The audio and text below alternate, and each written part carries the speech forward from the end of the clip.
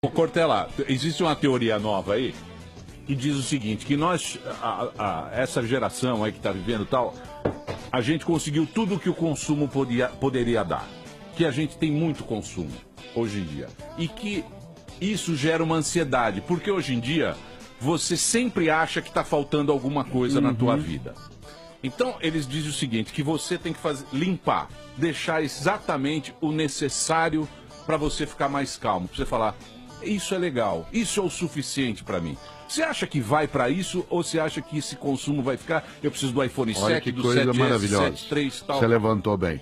Simplicidade não é sinônimo de carência. Simplicidade é sinônimo de suficiente. Uma vida simples não é aquela na qual haja carência. Uma vida simples é aquela na qual haja suficiência. Suficiência de comida, suficiência de afeto, suficiência de socorro de saúde. Nós não podemos confundir abundância com desperdício. Nós não podemos confundir abundância com descarte inútil. Hoje, uma parte da sociedade vive aquilo que a gente chama de uma consumolatria, uma adoração do consumo que gera infelicidade em sequência. Há um grande pensador africano que viveu na Europa no século V, chamado Agostinho, que católicos, ortodoxos e anglicanos chamam de Santo Agostinho. Pois bem, Agostinho tem uma frase que você e eu temos de meditar sempre. Ele dizia, não sacia a fome quem lambe pão pintado. Isto Não é, sacia a não fome. mata a fome quem lambe o desenho num pão. E nós estamos lambendo o desenho, achando que aquilo é o real. Essa virtualização do mundo, em uma certa medida, que é a transformação de átomos em bits. Um mundo digital exagerado, ele sem dúvida colabora imensamente. Por exemplo, eu adoro poder encontrar os meus netos pelo Skype, vê-los dentro de uma capacidade de transmissão. Mas isso não substitui a presença, o toque, o aroma, o aperto. Esta ideia de uma virtualização exagerada, ela gera uma insatisfação. É mais ou menos quando a gente lê de modo exagerado revistas de culinária, ou quando eu era mais jovem, as revistas de mulheres nuas, em que aquilo gerava em você angústia, porque aquilo era, como era inatingível. Primeiro que não há um ser daquele jeito, assim como não há também nenhum prato que todo mundo tem em casa, todos aqueles ingredientes que você tem que fazer. Essa ansiedade que vem, ela é resultante de um consumo que confunde desperdício com abundância. Mas a ansiedade é porque a gente tem muita escolha. Tem excesso de escolha. Não é determinado. A gente cai numa armadilha que um dia Lewis Carroll escreveu.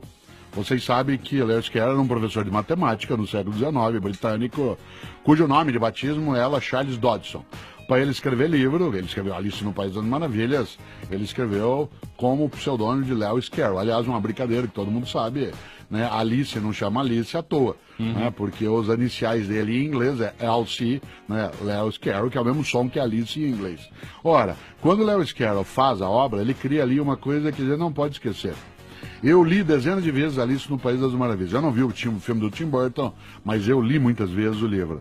E tem alguns personagens que eu acho maravilhosos. Primeiro que Alice no País das Maravilhas é um livro de filosofia. Aliás, todo o filme Matrix, o primeiro deles, que é o único que faz sentido, né, ele é todo em cima do Alice.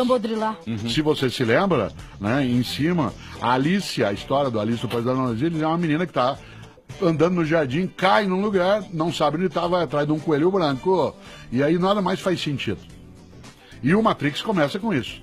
Né? O Keanu Reeves está ali, é chamado de Neo, né, o novo em latim, está no micro e começa a aparecer na tela, follow the white rabbit, né, siga o coelho branco. Nessa hora toca a campainha, abre a porta, tem várias pessoas, entre elas uma menina com um coelho branco tatuado. Aí começa a história. Você quer a realidade, você quer a ilusão? Claro que a gente quer a ilusão. A ilusão do número de amigos, a ilusão de que você é gostado porque alguém dá like, a ilusão de que você é alguém que está vivendo uma vida feliz porque você pode postar toda hora o que você está comendo.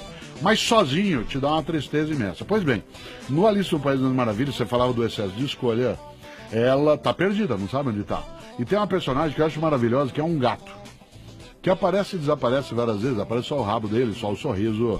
Na segunda vez que a Alice o encontra, ela encontra outras vezes, o gato está lá no alto e ela que está perdida caminha por lá e vê o gato e fala assim, por favor, o senhor pode me ajudar? O gato fala, claro, com aquela voz bonômica de gato britânico. E ela diz assim, por favor, para onde vai essa estrada? O gato diz, para onde você quer ir? que é a grande pergunta da vida. Sim. E aí ela disse, eu não sei, eu tô perdida. E ele responde, o gato, pra quem não sabe pra onde vai, qualquer caminho serve.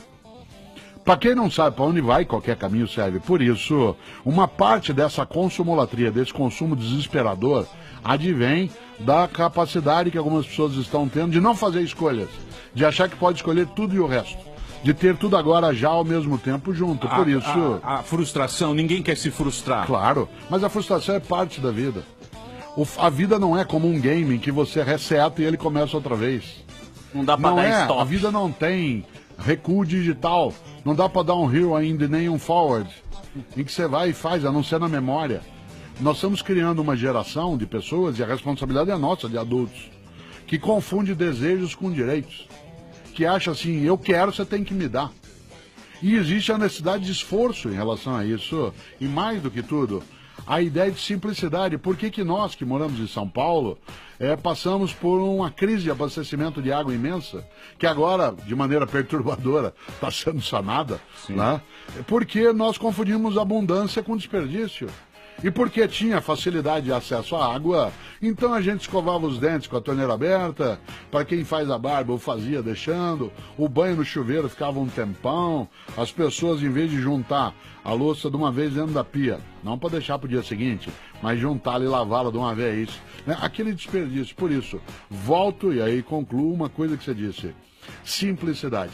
Simplicidade não é carência, é suficiência. Ou a humanidade entende isso, ou nós vamos nos destruir. Apesar de assim, Cortella, fica tranquilo, porque a humanidade está evoluindo.